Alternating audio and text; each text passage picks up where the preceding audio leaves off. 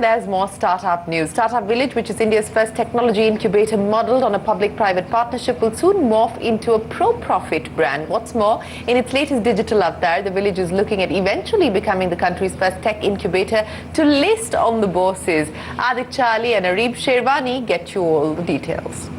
Startup Village in Kochi is now 3 years old, and in the last years it has handheld nearly 70 physical startups and 500 virtual startups.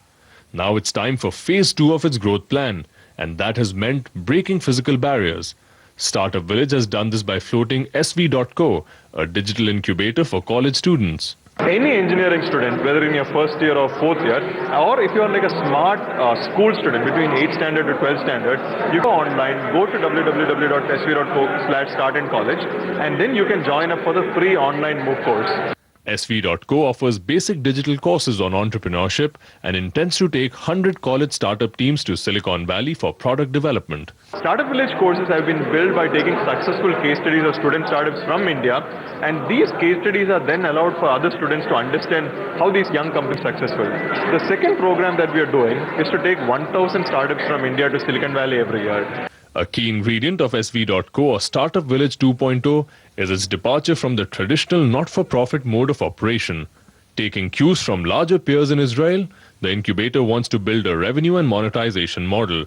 It says that while the Kerala government has announced plans to fund 1,000 startups annually, government grants have limited benefits. Incubators are not able to attract the amount of grants it requires to build world-class incubators.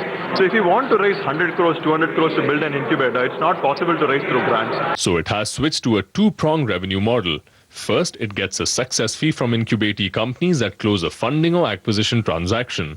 Second, SV.co charges a flat learning fee from first-time founders who sign its platform.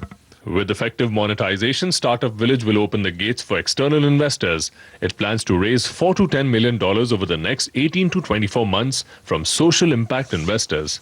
We are going to try and see if we can raise money from social venture capital funds, from high impact investors, from high net worth investors, and to see if at a later stage, public would also want to be the story, or part of the story called Startup Village. That means an IPO.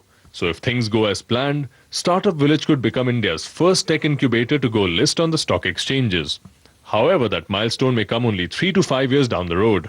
With Aditya Ali in Kochi, in New Delhi, Arib Sherwani.